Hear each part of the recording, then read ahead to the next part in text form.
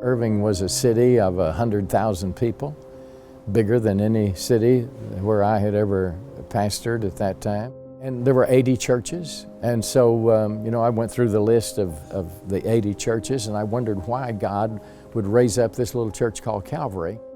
And God spoke to me and said, Calvary is not supposed to be like any of those other churches. It's got a unique fingerprint. If you will reach out to the people that nobody wants, I'll give you the people that everybody wants. And I said, yes, sir. I started visiting in the disadvantaged sections of our city. And in fact, I made a commitment to God that I would walk the streets of Irving and I would visit 100 homes a day, 5 days a week. I would visit 500 homes every week in this city until He told me to stop. Every Monday morning, I would go down to a little place at Irving Boulevard and North Rogers Road to a little Sir Speedy print shop, and I would design a little half-page flyer that I could distribute during the week, and I would bundle them in bundles of 100, and 5 bundles Monday through Friday, and my job was not finished. Whatever else I had to do, I had to visit 100 homes every day for 5 days a week. My outreach to the people was, you don't know me, my name is Don George. I'm a new pastor in town. I pastor a little church called Calvary. And it's a church that is going to be built by love. And so if you ever need a pastor, if you ever need a church, please take this piece of literature and come to see us or call me anytime. I don't know that that would work today, but back in those days, in 1972, 45 years ago, it worked like a charm. And then we started a bus ministry. I talked to Reese Sutherland at Southwest Bank and Trust Company, and he said, George, you're a new preacher in town, but I like you and I believe in you, and I'm going to loan you $10,000. We bought 2 old buses, painted them up red, white, and blue, and started driving them into the disadvantaged neighborhoods of the city. And subsequently, we brought over 300,000 kids to church at Calvary on those buses. It's just another way of reaching out to disadvantaged people. I knew I was sowing into the lives of people who could never do anything for me. They could never do anything for the church I pastor, but I could do something for them. It was a lovely little church, about 50 people. And God blessed us every year it grew, and every year I played the piano, we had good music. We started out with a guitar, bass fiddle, and accordion. I played the organ. We had a good pianist also then. Church didn't start till I got there, They couldn't start without an organ. And so when I got there, church started. God showed us how to do church and do it well. I think back on a wonderful time of raising a family and living in peace and harmony with the church and knowing good people come to this church. I remember how dynamic he was in his speaking, how eloquent, and he was so sincere and opened my eyes to many things. And so and he had a great sense of humor, straight-faced humor I love. Pastor George had been pastor, I think, about 3 years. That was 1976. They had built the brand new church that is attached to the little shotgun church.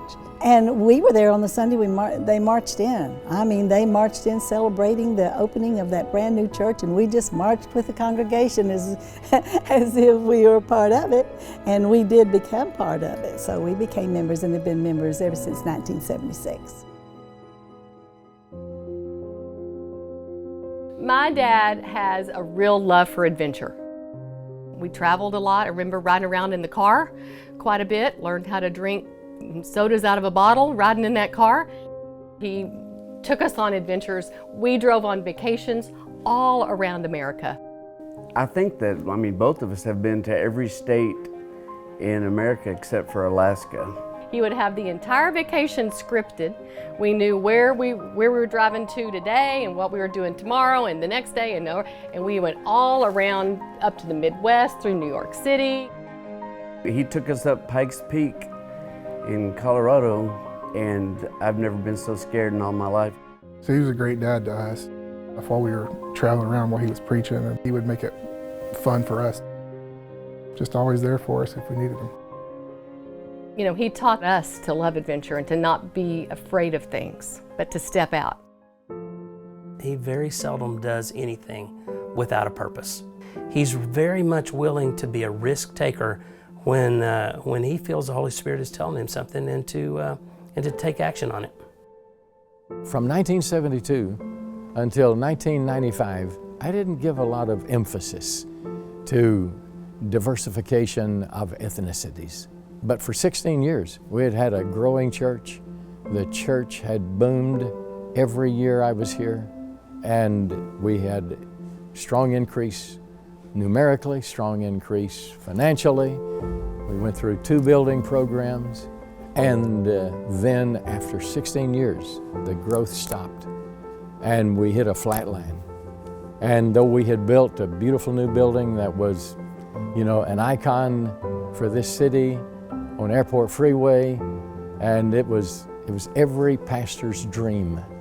We had a building that would seat 4,000 people. We had 3,500 people in the local church. We had a 200-voice choir. We had a 20-piece orchestra clad in black tuxedos every Sunday morning. We had the finest music, we had the finest dramas, we had the finest pageants. We had it all. We had a building that had a prayer tower that reached 16 stories high into the blue sky of Texas, and it was crowned with a 30-foot gold cross on top of the prayer tower. And it was just the kind of church that church people love. And church people adored what we were doing, and they flocked to our church. But it seemed against a glass ceiling. And after 16 years, we went several years with no growth. And finally, in 1995, God clearly spoke to my heart. And He said, the problem with this church is it's too white. And I said, yes, sir.